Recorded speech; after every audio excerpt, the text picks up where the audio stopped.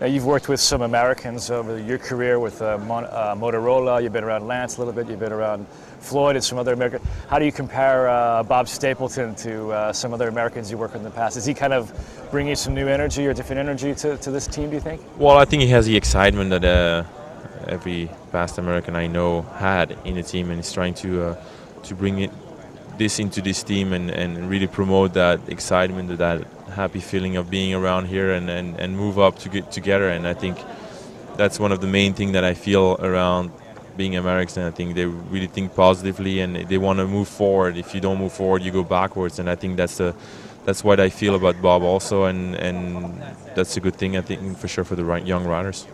What's the ambiance in the team right now? I mean, this team kind of came through some rough times last year as well. They've kind of picked themselves up by the bootstraps and they've kind of restarted themselves. And is there a sense of excitement right now in this team? It seems like there is. Yeah, I think it's a really good chemistry. I think building up. I think 75% of the team is new, considering everything together. So we have to stick together and we have to create a group pretty fast because the season is right here. But I think we all experience lots of experienced riders, and that helps a lot. And I think we all have good mentality and willing that we know that when we sign here, we're here for one reason, and it's to move forward together and not trying to steal the cover from your neighbor. How many teams have you ridden on in your career? 6 or 7 different teams, wasn't it? Yeah, there's been quite a few teams, but I think also it's also due to circumstances. You know, like I went to Telecom to Motorola, then Motorola I retired. Then I went from Motorola, I went to Polti.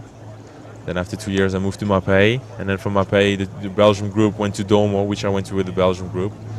And from Domo, one of the group from Domo went to Lotto, which I followed them too. So it's kind of like, it's a different sponsor, but it's always kind of the same base. And then from Lotto we went to Davitamon, which is kind of Lotto again, you know. And then from Lotto I had the chance to go to Phonak and to work with Floyd and John Along and a bunch of good friends of mine. So that was a nice challenge for me, interesting challenge for me too. And then Phonak retired, and then it stopped, and then I came over here. And what was, during your career, was there a particular victory or a moment that was most special for you in terms of looking back at your achievements?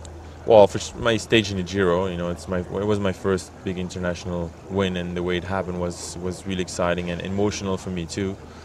But and your dad was watching in the booth, wasn't he? Yeah, I know, but I mean, he's been watching all my races, you know, when he's around or when he can. So, you know, I think every dad's is the same feeling, but it's just more appealing for everybody because he's who he is. Sure. So, but I'm sure my mom was just as excited as my dad when I won. I'm just saying. And of course, my Olympic medal was an exceptional moment for me, and something that will stay with me for the rest of my life.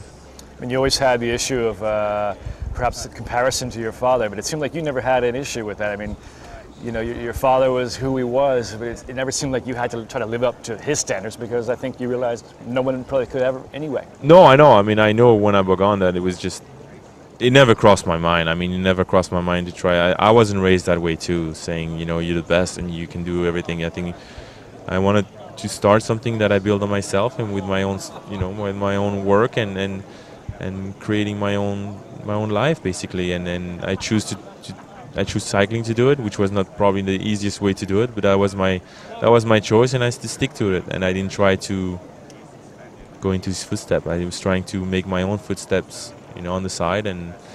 But when your name is Merckx, some people have a hard time understanding that, and I understand, you know, like the connection is pretty easily made. But on the other side, they have to understand I'm a different person also.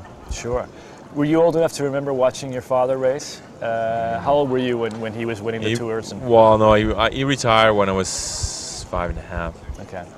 So he retired in May of 78. So I'm from August 72. You do the math. I think he won his last tour in 74 or 5. I don't remember exactly now. But you know, I mean, I was very young, and then it's just impossible. But thank goodness there was video. VHS came out at that time, so we taped some. So he was always just dad for you, and then when did you realize Eddie Merckx, the great racer? Well, you know, because of the video came out, and you know, you start watching the races that was on video, and you see how he won and how much he won, and you know, you grow up, you experience, you you explore the world. Well, you explore your parents. You explore what they did, how they do it, and it's emotional too. It's pretty. You don't see it always you always see it from the good part, but then after a little bit, you realize that he had to go through a lot to be who he is, and go through a lot of pain and commitment and sacrifices for us and for him also. So it's a whole journey. It's a big journey. So for him, it was always your decision to become a racer. He never pressured you or encouraged you. No, but I mean, but cycling was always around my life. It's been something that was just in my face all the time, and for sure it was something that was available pretty easily for me to do. And I had the bug, and I wanted to try it out, and I think I did okay so far. Yeah.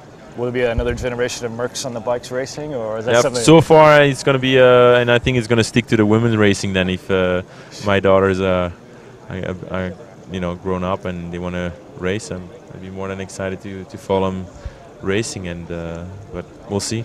All right. Thanks, Axel. Appreciate the time. No problem. Have a great season.